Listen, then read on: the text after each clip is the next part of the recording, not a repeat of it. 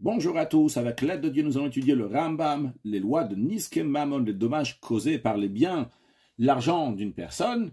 Le deuxième chapitre. Dans le chapitre précédent, on a appris que l'animal d'une personne, donc c'est le bien d'une personne, peut endommager sous différentes formes. C'est-à-dire que nous avons trois catégories principales, dommages principaux, par l'animal, donc qui sont la dent et le pied. La dent, c'est-à-dire si elle va manger quelque chose. Le pied, si elle va marcher sur quelque chose.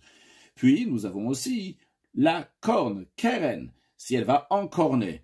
Ça, donc, c'est les dommages principaux. Mais il y a des dérivés, des sous-catégories qui existent aussi, comme on avait appris dans le chapitre précédent, dans la 10e halakha, que, par exemple, en ce qui concerne la corne, c'est l'idée qu'elle fait quelque chose qui n'est pas habituel, comme encorner, évidemment, donc la corne, mais aussi, donc, si elle va pousser fortement par le corps, si elle va mordre, si elle va s'asseoir sur des ustensiles, c'est donner un coup qui est fort. De même, on avait appris que le dérivé, donc les sous-catégories de la danse, si elle a fait un autre profit que manger, comme par exemple si elle s'est frottée sur un mur pour son profit, elle a abîmé le mur, etc. De même pour le pied, c'est pas seulement donc si elle a marché sur quelque chose, mais si elle a endommagé avec son corps en marchant, ou bien qu'elle a endommagé avec ses poils en marchant, bien, ça aussi, donc ça rentre dans la catégorie du pied. On avait appris aussi qu'il y a, dans ces trois catégories même, il y a deux parties. Il y a une partie donc qui est mouad, c'est-à-dire que l'animal, c'est l'habitude qui va faire telle chose. On peut traduire mouad, donc pas que l'animal est habitué. On peut traduire aussi mouad, que le propriétaire est prévenu, il est averti que son animal va faire ces choses-là. Et nous avons donc des choses que c'est pas l'habitude de l'animal de faire, donc ce qu'on appelle tam. Un tam, c'est qu'il est pacifique, il n'a pas l'habitude de faire ce comportement-là. Par exemple, le fait d'encorner, c'est pas l'habitude de l'animal. Par contre, le fait de manger, donc la dent, et le fait de marcher, ça c'est oui l'habitude de l'animal. Et en conséquence de cela, si l'animal a mangé ou s'il a marché, et il a écrasé, il a cassé quelque chose en marchant, eh bien le propriétaire doit rembourser nezek shalem, le dommage en entier. Donc pas seulement une partie du dommage, mais le 100%, la cause du dommage, parce que le propriétaire savait que son animal allait manger, ou bien il allait marcher, etc. On avait appris quand même que ce chiyuv, cette responsabilité du propriétaire, c'est uniquement dans le reshut anizak, dans le domaine de la personne qui a reçu ce dommage, qui a subi ce dommage, donc de la victime. Non pas dans le reshut arabim, non pas dans le domaine public.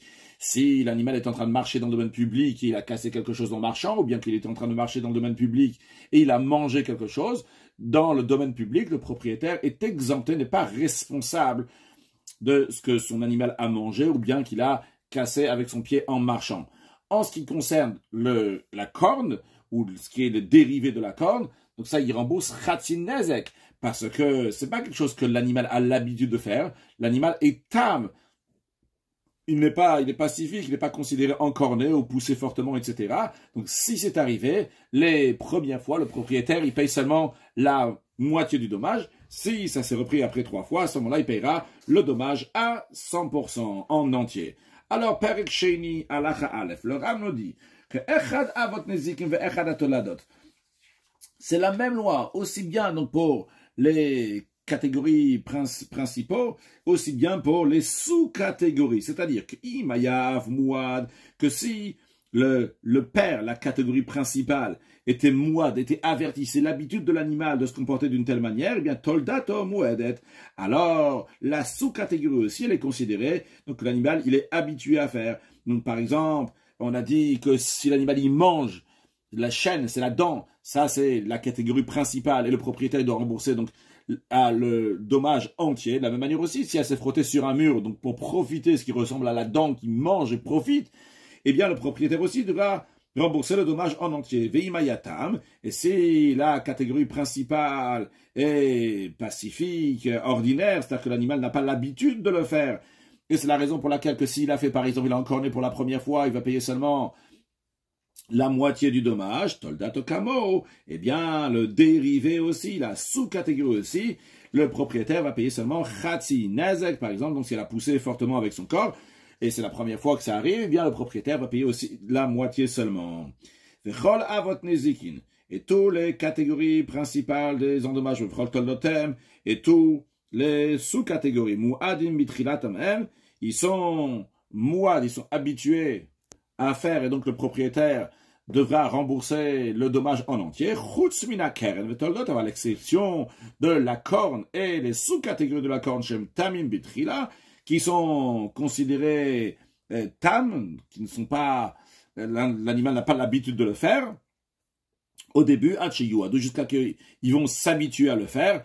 Si l'on fait 3 fois, à ce moment-là, ce sera considéré habitué, comme on a appris dans le chapitre 1. Halachabet, kol tolada ka'av shela. Tout dommage dérivé est comme le dommage principal, chutz mitzrorot, à l'exception des tzorot. Donc tzorot, littéralement, c'est des cailloux, mais c'est une notion qui devient une notion halachique qu'on va revoir dans toute la suite du Perek. Littéralement, tzorot, c'est des cailloux. De quel caillou s'agit-il ici? De hamenadzim mitachad raglabeim abishatilucha, qui se projette dessous les pieds de l'animal au moment où l'animal est en train de marcher. Bien que c'est une sous-catégorie du pied. Le pied, l'animal est en train de marcher sur quelque chose, il écrase, il le casse. Eh bien, ces cailloux qui se projettent dessous le pied de l'animal sont aussi, donc, viennent du pied. Et donc, dans ces cas-là, le pied, au patoralem, birchutaram, keregel, dans le domaine public, il y a eu ces petits cailloux qui sont projetés sous les pieds de l'animal, et ça a cassé quelque chose, ça fait des endommagements, eh bien, le propriétaire est exempté de payer. Vimizik ou birchutan nizak. Et s'ils ont endommagé le pied, il a endommagé dans le domaine de la personne, de la victime, mais il doit payer du meilleur de ses biens qu'on a pris dans le chapitre précédent, qui est comme le pied, c'est une catégorie donc principale. On a dit que tous les toldot, tous les dérivés, eux aussi, sont comme le principe. Malgré cela, malgré ce que ces tzrorot, ces cailloux sont considérés comme le pied, afal pikel, malgré cela, qui remboursera le propriétaire uniquement la moitié du dommage. Halacha Gimel, qui donne l'explication tout de suite. Kate, ça commence là. On ne parle pas donc dans le domaine public. Dans le domaine public, de la même manière que le règle, le pied est exempté de payer, de la même manière aussi, en ce qui concerne les tzorot, c'est cailloux. Mais de quoi s'agit-il ici? Si l'animal, il est rentré dans le domaine de la victime, vehalcha, et elle a marché là-bas, et il y avait des petits cailloux qui se projetaient dessous les pieds de cet animal, et ils ont cassé les ustensiles. Disons que l'animal, il appartient à Reuven, et le Nizak, celui qui s'est endommagé, donc la victime, c'est Shimon. Donc, l'animal de Reuven est rentré chez Shimon. Là-bas, il y a des petits cailloux qui sont projetés. Ça cassait des ustensiles qui appartiennent à Shimon. Mais Shalem Chatzi Nezek Minayaf Shebin Chassav. Reuven doit payer la moitié des dommages de ces ustensiles qui sont cassés, donc qui appartiennent à Shimon, du meilleur des biens de Reuven. A priori, c'est exactement la même chose que le pied.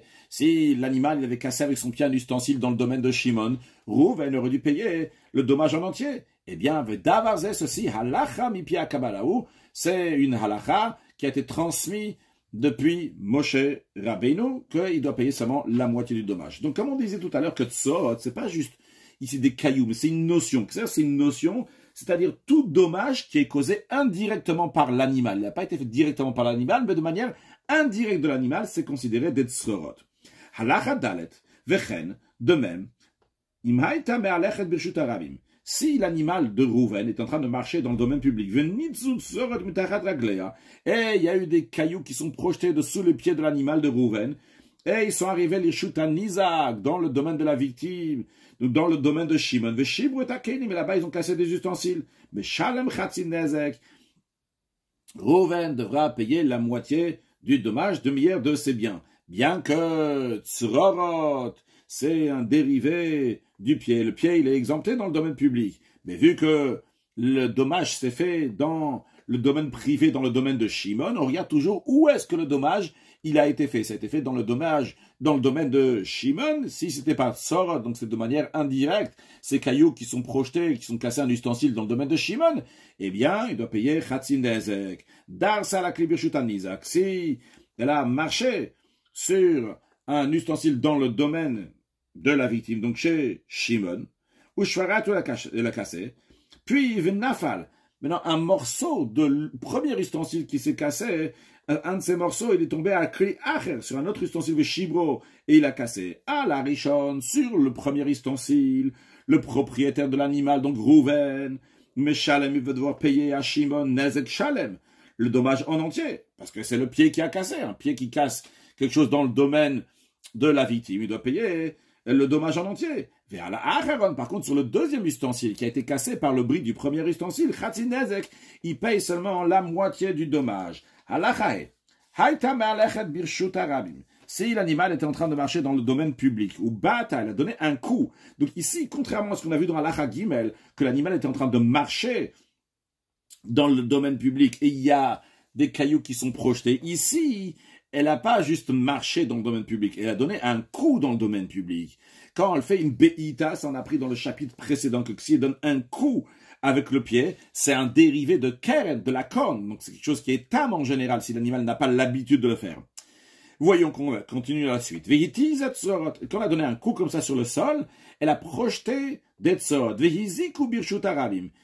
ils ont endommagé des ustensiles qui sont dans le domaine public. Eh bien, pato. Il n'a pas besoin de rembourser, parce que tzorot, c'est considéré un dérivé du pied. Et vu que c'est un dérivé du pied, un pied, il n'est pas capable de payer, le propriétaire n'a pas la responsabilité de payer si c'est dans le domaine public.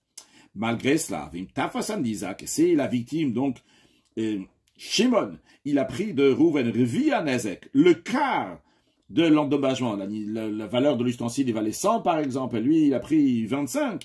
Eh bien, El Motsim Miyado, le tribunal ne peut pas lui dire de rembourser, que Shimon va rendre les 25 € à Rouven. Pourquoi? Shadava Safeku, parce que peut-être c'est un doute. Shema Shinouyu, parce que peut-être ici il y a eu un changement. Que ça y a un changement. Pourquoi peut-être ici ce n'est pas une sous-catégorie du pied. Pourquoi c'est différent? Sharebata, comme on a souligné au début de la halakha, ici il y a quelque chose de différent. C'est pas comme dans la halakha Gimel, elle n'est pas en train de marcher. Ici il a donné un coup. En effet, s'il est en train de marcher, et ça a projeté des cailloux, alors c'est sûr que c'est tzorot, sur ça on n'a pas de doute, c'est considéré donc la loi des cailloux, et donc il doit payer seulement Khatsi Nezek, si c'est dans le reshut hanizak, si c'est dans le domaine de la victime, et si c'est dans le domaine public, il est entièrement patour. Mais ici, il y a un doute, parce que peut-être ce n'est pas ici une sous-catégorie du pied, peut-être c'est une sous-catégorie de la corne. Maintenant, si en effet c'est une sous-catégorie de la corne, alors il devrait payer Khatsi Nezek, la moitié d'endommagement. Mais l'endommagement, il a été fait par quoi? Il a été fait par des tzorot, par des cailloux. Ces cailloux-là qui sont projetés, halakha le Moshe Misinaï, c'est combien? C'est Khatsi Nezek, c'est la moitié du dommage. Alors, si il faut payer quelque chose, combien il doit payer? Il doit payer seulement un Khatsi Nezek, la moitié de la moitié. Donc, Khatsi de Khatsi, c'est combien? C'est un révi, c'est un quart, 25, si c'est la valeur de l'ustensile, c'est 100. Donc, si c'est un dérivé de Regel, alors à ce moment-là, le propriétaire n'a rien à payer, mais si c'est un dérivé de Keren, peut-être il doit, payer la moitié de la moitié. Halachava, maintenant, si Bata Ba'aretz, Birshut hanizak, l'animal de Rouven, il a donné un coup sur le sol lorsqu'il était dans le domaine de la victime, il était chez Shimon. Veitizat tzorot mechamata beita, et en conséquence, il y a des cailloux qui sont projetés, Vizikusha, mais ils ont endommagé là-bas. Eh bien, Chayav le Shalem Revia Nezek, il a le devoir, le propriétaire, de payer le quart de l'endommagement. Pourquoi chez Shinuyuba Tazat Tzorot? Parce que elle n'a pas projeté ces cailloux-là de manière habituelle. S'il avait projeté ces cailloux de manière habituelle, donc avec le pied en marchant, alors le propriétaire, Rouven, il aurait dû payer Khatsi Nezek, la moitié du dommage. Mais vu qu'ici, il y a eu un changement, donc c'est considéré comme le keren, comme la corne. Si c'est considéré comme la corne, alors il faut payer seulement Khatsi Nezek, la moitié du dommage. Et le dommage, combien il doit payer de base? C'est tzorot, c'est des cailloux. Donc, cailloux, il doit payer la moitié du dommage. Maintenant, la moitié de la moitié, ça fait un quart. Maintenant, si Shimon, il a pris de Rouven, il a pris la moitié du dommage. Si, par exemple, l'ustensile est valait 100, il a pris 50. El Motsim Miyado, le tribunal va pas faire prendre, donc les 25 en plus, que Shimon, il a pris. Parce que, peut-être, c'est pas considéré Keren, c'est pas considéré une corne, peut-être c'est considéré uniquement le pied. Si, en effet, c'est considéré comme le pied, alors dans ces cas-là, en effet, Rouven devrait payer 50 et pas 25. Même si l'animal de Rouven était en train de marcher chez Shimon dans un endroit que même si juste elle va marcher seulement, c'est obligé qu'elle va projeter des pierres. Donc il n'y a pas besoin qu'elle va frapper avec son pied pour que ça a projeté des pierres. De toute façon, même si elle marche seulement, ça a projeté des pierres. Ou Bata, elle a donné un coup. Elle n'a pas marché, elle a donné un coup. Vitiza, elle a projeté des pierres. Malgré ça, Meshalem Revia Nezek, Reuven, il paiera seulement le quart de la chose qui a été endommagée. Donc, si c'était 100, il va payer seulement 25 et non pas 50. Bien qu'on pourrait dire, mais de toutes les façons, si l'animal de Reuven aurait marché normalement, il aurait de toutes les façons projeté des pierres et Reuven aurait dû payer 50. Pourquoi maintenant tu dis qu'il ne va pas payer 50, tu vas payer seulement 25? Malgré ça, parce que vu que concrètement, ça ne s'est pas fait en marchant normalement, c'est fait en donnant un coup. Si c'est en donnant un coup, bien c'est considéré comme Keren, c'est peut-être considéré comme Keren, comme la corde, et non pas comme le pied. C'est pour ça que Reuven doit payer seulement 25 et pas 50. Et encore une fois, s'il a pris 50, à ce moment-là, on va pas lui reprendre les 25 qu'il a pris Shimon. Aussi, Shimon, il a pris de Reuven 50, la moitié du dommage et non pas le quart du dommage, eh bien, le tribunal ne va pas lui reprendre. Halacha Zayin, le Ram nous donne une règle, que tout celui qui doit rembourser le dommage en entier, c'est-à-dire à chaque fois qu'on nous dit qu'il doit rembourser un dommage en entier, ça veut dire que son remboursement, c'est considéré de l'argent, c'est-à-dire c'est pas considéré dans la halacha comme un knas, comme une amende, mais c'est considéré comme de l'argent, c'est-à-dire une obligation pécuniaire ordinaire que l'un doit payer à l'autre, en l'occurrence que Reuven doit payer à Shimon, qu'il a le devoir de rembourser. C'est que Michel comme si que Reuven avait emprunté à Shimon 100 euros, il doit rembourser 100 euros. Et à chaque fois qu'on retrouve que la halakha, elle dit que telle personne doit rembourser à l'autre, donc Reuven doit rembourser à Shimon, par exemple, la moitié du dommage, c'est-à-dire ça veut dire que le remboursement ici, c'est une amende que la Torah, elle dit, Reuven doit payer à Shimon. Et donc, il y a des conséquences halachiques. C'est ce qu'on rembourse, c'est considéré un knas ou c'est considéré mammon. C'est considéré juste une obligation pécuniaire ou bien c'est considéré un knas. On verra dans la suite quelle est la différence. Mais le Rambam conclut en ce qui nous concerne ici dans notre contexte, dans ce chapitre qu'on parle des tsorot, à l'exception de la moitié des dommages des tsorot de ces cailloux-là. Donc, c'est-à-dire qu'on dit des cailloux, encore une fois, c'est des dommages qui sont causés indirectement par l'objet de la personne, c'est une halakha, le Moshe Mishina, que Moshe Be'anu, comme on a expliqué ce que le Ram veut dire par là, malgré le fait qu'ici, il paye un chatsi nezek, il paye seulement la moitié du dommage qui est fait par ces cailloux, malgré cela, c'est considéré comme mammon, comme de l'argent, et non pas comme un knas, non pas comme une amende, que Moshe Be'anu, comme on a expliqué dans halakha Gimel, que c'est halakha le Moshe Mishina. Halakha chet, zeakal, voici la règle. Quand la meshal mashihizik, tout celui qui rembourse ce qu'il a endommagé, il a endommagé 100 euros, il rembourse 100 euros, Mammon, c'est considéré donc un paiement qui est de l'argent, donc une obligation pécuniaire ordinaire. Yater, tout celui qui paye plus ou moins de la somme, qui gagne comme par exemple dans un cas d'un voleur qui a volé 100 et qui va rembourser 200, ce qu'on appelle tashlum et kafel, donc le double de ce qu'il a volé. Donc il a payé plus, il a volé 100, il rembourse 200. Ou bien dans un cas que, par exemple, quelqu'un Reuven, il a un bœuf qui est pacifique, il n'a pas encorné encore, il a encorné pour la première fois par exemple, et il ne doit pas payer, bien qu'il a endommagé 100 euros, il ne doit pas payer 100, il paye seulement 50. Donc tout ce qui est plus que le capital, donc par exemple, dans le cas où il paye 200, le capital c'est 100, ou bien qu'il paye moins, parce qu'il doit payer 100, il paye seulement 50, eh bien, c'est un knas. C'est un knas, donc c'est une amende, une punition que la Torah a dit que la personne doit payer. Maintenant, quelle est la différence? Si c'est de l'argent ou un knas, finalement, il doit payer. La différence, elle est que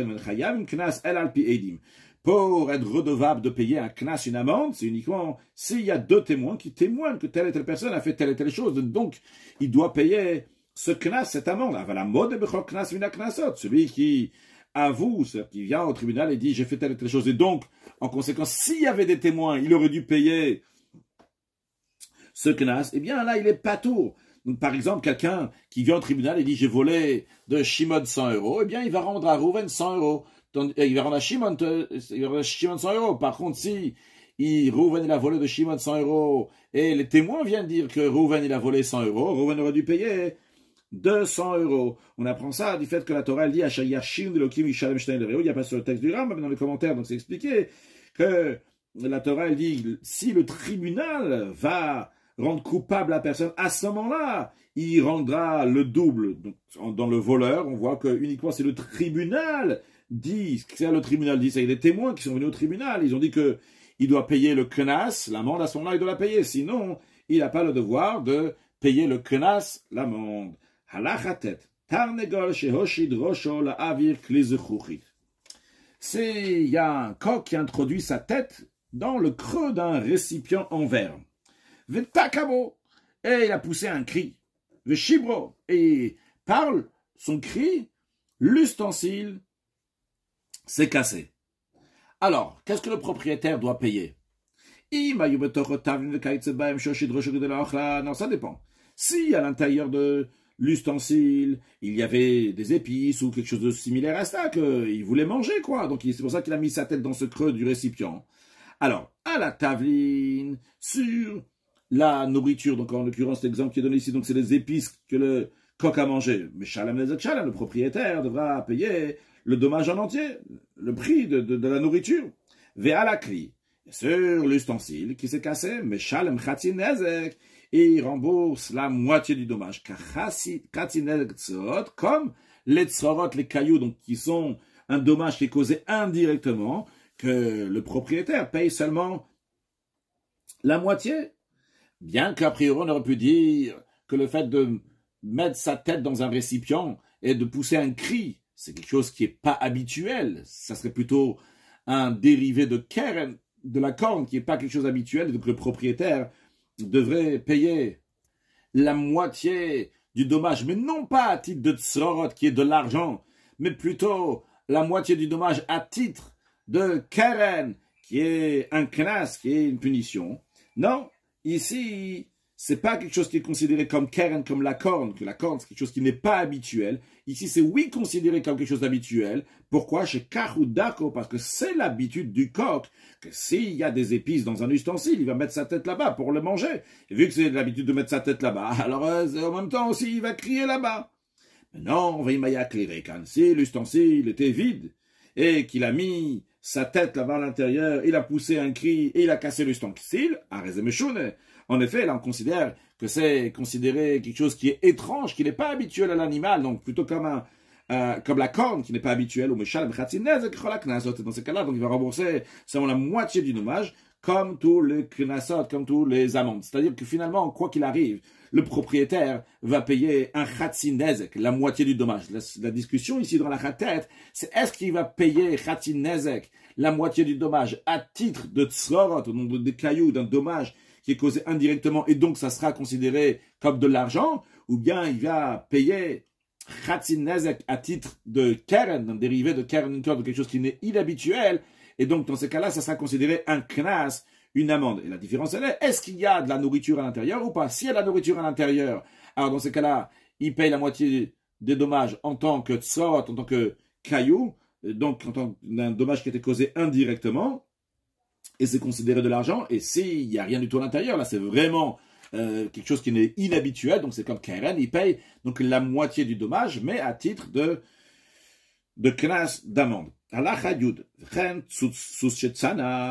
De même, un cheval qui a henni, et un âne qui brée, et en faisant leur bruit, ils ont cassé un ustensile, des ustensiles, mais Shalom Chatzinezek, le propriétaire, doit payer la moitié du dommage à titre de tzrorot, de dommages causés indirectement. Le Rambam nous dit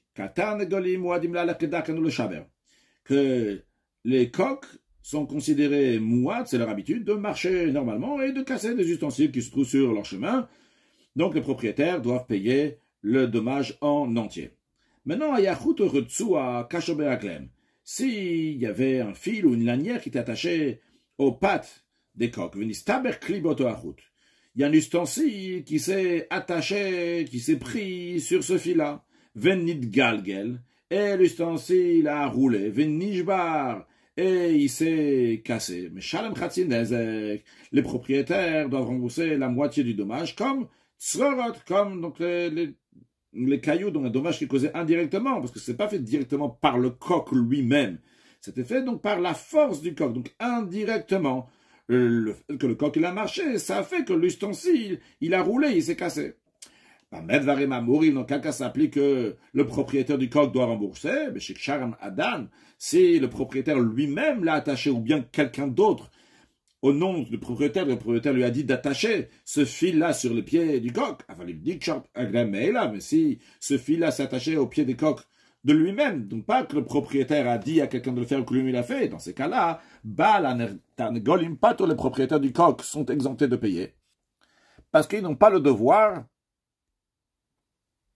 de garder, de faire attention qu'il n'y a pas un fil qui va s'attacher sur le pied du coq. C'est pas quelque chose qui est habituel. Mais non, si ce fil-là avait des propriétaires, ce fil-là n'était pas abandonné. Donc le propriétaire du fil n'a pas gardé son fil comme il fallait. Et les coqs sont passés là-bas, sont mêlés les pieds, les pattes sur ce fil-là. Et après, ça attache un ustensile, et après, ça s'est cassé. C'est le propriétaire du fil qui doit payer la moitié du dommage de l'ustensile qui a été fait par le coq. Pourquoi?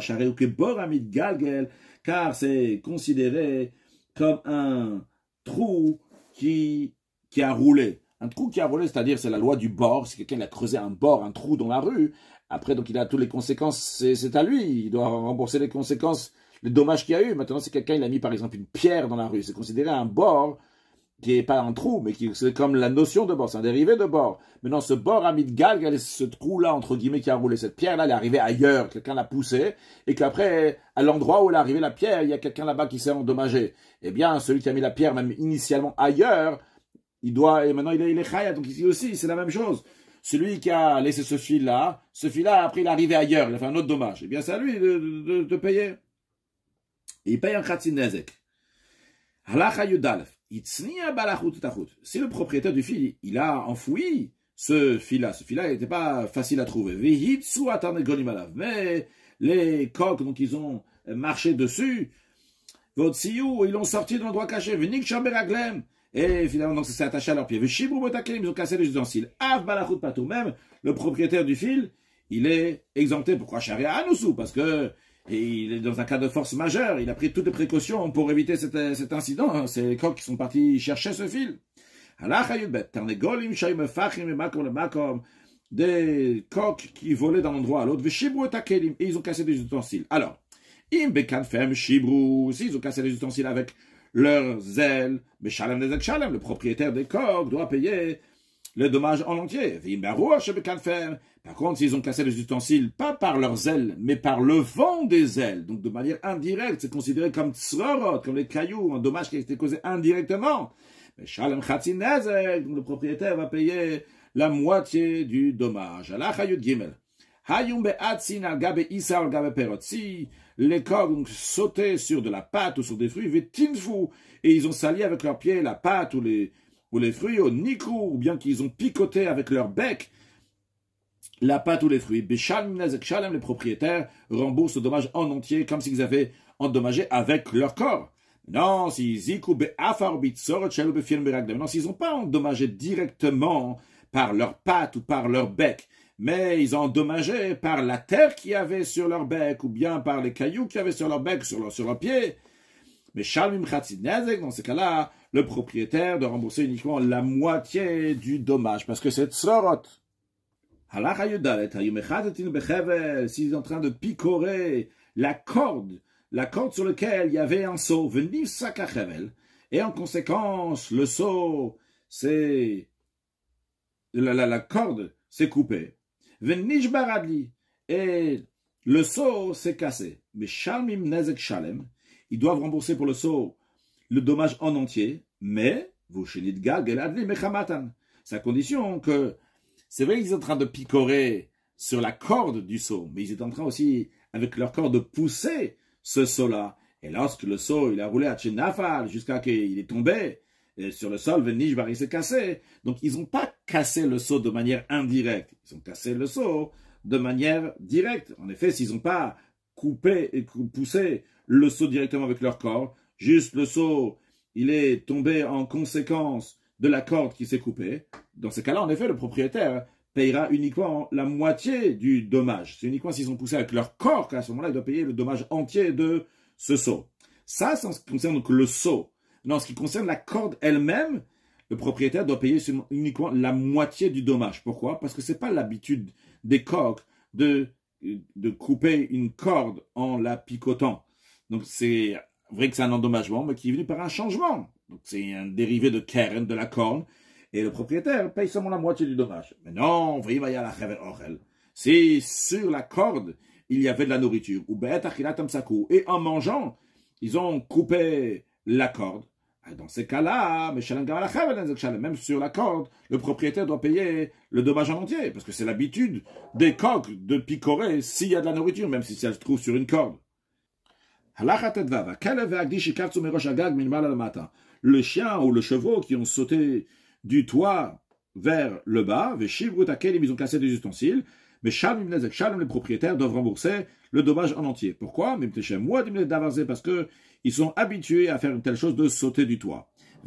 S'ils n'ont pas sauté, même naflou, ils sont tombés du toit, ils ont endommagé, eh bien quand même les propriétaires doivent payer. Pourquoi? Parce que le fait qu'ils sont montés sur le toit, c'est une négligence de la part des propriétaires qui ont dû bien garder le chien ou le chevaux. Malgré le fait que quand ils sont tombés, c'est un cas de force majeure, et eux, ils auraient préféré sauter, ils ne voulaient pas tomber. Malgré ça, les propriétaires, donc ils n'auraient pas pu penser à ça, malgré ça, les propriétaires doivent payer. Pourquoi? Parce que quand je trilato bibshia sauf bonus, chaque chose qui, au début, elle a commencé par une négligence, mais et finalement, il y a eu un cas de force majeure, eh bien, Chayav, le propriétaire, et Chayav, donc il est coupable, parce qu'il aurait dû faire attention que cette négligence n'arrive pas, il ne serait pas arrivé au cas de force majeure.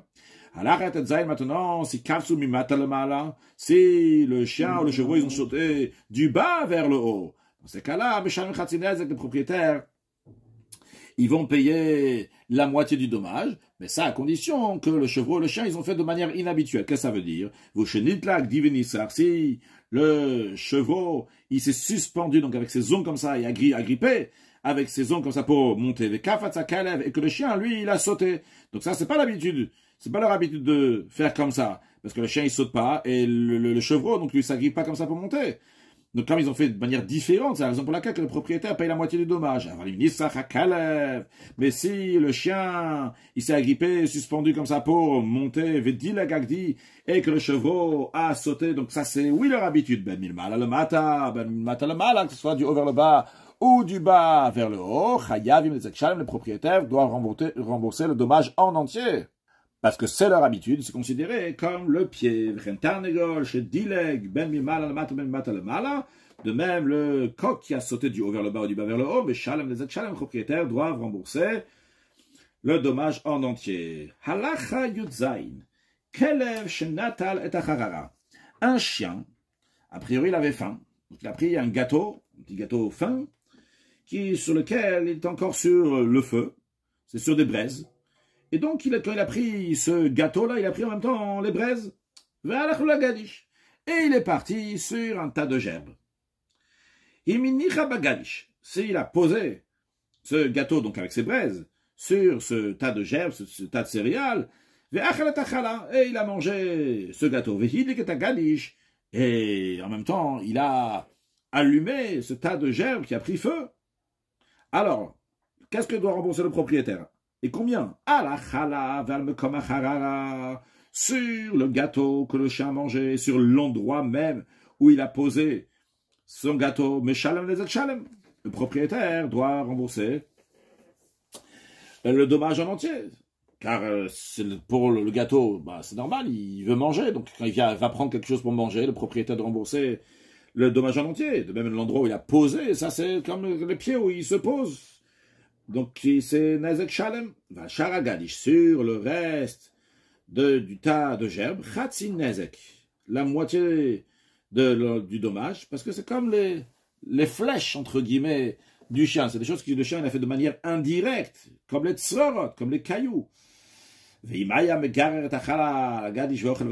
il n'a pas posé ce gâteau-là quelque part sur le tas de gerbes, mais il a pris comme ça et il le faisait avancer comme ça au fur et à mesure, et brûler le tas de gerbes. Mais Shalem sur le gâteau, il va rembourser un Nezek Shalem, le dommage en entier, va avec comme un gachelet, et sur l'endroit où il a posé la braise, Khatsi Nezek, la moitié de l'endommagement, puisque c'est quelque chose qui est pas habituel, que le chien va tirer comme ça à la braise de partout, va Sharagadish, Et sur le reste de la gerbe qui a brûlé, ça, il est pas tôt, il est entièrement exempté le propriétaire de payer. Halacha Yudchet Bamed, Varima Morim, dans quel cas s'applique ce qu'on vient de dire, que c'est le propriétaire du chien qui doit rembourser, mais celui à qui appartient la braise, lui, il doit rien rembourser. Lorsque le propriétaire de la braise, il a gardé son feu, il a fait attention, il a fermé la porte, ou pas, le chien est venu, le chien, il a creusé, il a fait une galerie sous terre pour entrer, donc il a pris ce gâteau, mais à la hache, qui était sur le feu. Si le propriétaire de la braise, il n'a pas gardé son feu, dans ce cas-là, le propriétaire du feu, il est responsable de ce tas de gerbes qui a brûlé. Et le propriétaire du chien devra rembourser uniquement le gâteau et l'endroit où il a posé le gâteau qui a brûlé. Celui qui incite le chien d'autrui à attaquer une autre personne. Imaginons que Rouven, il a un chien, et Shimon, il a incité le chien de Rouven pour attaquer Lévi. Patour midine Adam, cette personne est exemptée selon les lois humaines, donc du tribunal rabbinique, mais il est responsable donc dans les lois du ciel, c'est-à-dire il a une obligation morale de réparer son dommage et de faire tchouva, évidemment.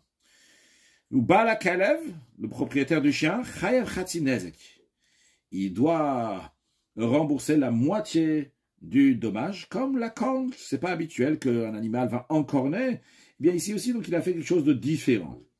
La raison pourquoi le propriétaire du chien, il doit rembourser, bien que c'est quelqu'un d'autre qui a incité son chien, c'est Shimon qui a incité le chien de Rouven à endommager les vies. Quand même, vu qu'il Rouven, il sait que si quelqu'un, par exemple Shimon, va éveiller, va inciter son chien d'endommager, eh bien son chien va mordre, il n'aurait pas dû le laisser, d'après certains, il aurait dû même tuer ce chien. Si c'est la personne, Shimon, il a incité le chien de Rouven pour que le chien de Rouven va inciter lui-même, c'est-à-dire il va inciter Shimon lui-même. Dans ces cas-là, Bala Kalef Pato, le propriétaire du chien est exempté même des Shamaïm, bien qu'il n'aurait pas dû laisser son chien, parce que la règle est tout celui qui change de l'habitude de quelque chose. Ou après quelqu'un d'autre il est venu, il a fait un changement en conséquence, il y a eu un endommagement, eh bien il est pato. Donc ici aussi c'est la même chose. Vu que lui, il a incité un chien sur lui-même, et après le chien il a fait donc un endommagement, hein, le propriétaire, donc ça, il y a ces deux chinouim là, il est pato. Non, s'il y a deux vaches dans le domaine public, une elle est couchée, l'autre est en train de marcher. Celle qui est en train de marcher a donné un coup à celle qui est couchée. Chayav, le propriétaire de la vache, il doit rembourser Khatzinezek, la moitié du dommage. A priori, c'est l'habitude qu'elle marche dessus, c'est règle. Mais s'il y a quelque chose d'autre, un daka livodba, s'il a donné un coup, ça c'est pas l'habitude, c'est la raison pour laquelle il doit payer un Khatzinezek, la moitié du dommage. Conclure avec un mot de Chassidut, on a appris que si quelqu'un il est mode de Biknas, il avoue qu'il doit un Knas, il n'est pas tôt de payer le Knas. A priori, pourquoi le pauvre, celui qui se fait endommager, il allait recevoir quelque chose, maintenant il a perdu. Alors le Rabbi explique que le fait que l'endommageur, il avoue, eh bien c'est une preuve que celui qui se fait endommager, il devait perdre, il ne devait pas avoir cette partie-là dans l'esprit de ce que le Ramban, Nachmani, dit en ce qui concerne des Edim Zomem, que si ils ont tuer d'autres personnes à cause de leur témoignage, une fois qu'ils ont déjà tué, eh bien, on ne va pas les tuer à eux. Et comment c'est possible? La raison, elle est, le fait même que ça a été fait par le tribunal, ça même, ça prouve que Minash Shamayim, on avait déjà décidé que ces personnes-là devaient mourir. De la même manière aussi dans notre sujet, que si celui qui a endommagé, il avoue devant le tribunal qu'il a fait ça et donc il ne doit pas payer le knas, eh bien ça c'est une preuve que la personne qui a été endommagée ne devait pas recevoir cette partie-là. Kadosh Baruch il donne à chacun ce qu'il a besoin, qu'il nous donne tous avec une grande largesse. Besimchov tous les va avec tous ensemble, on accueille Mashiach, now, une excellente journée.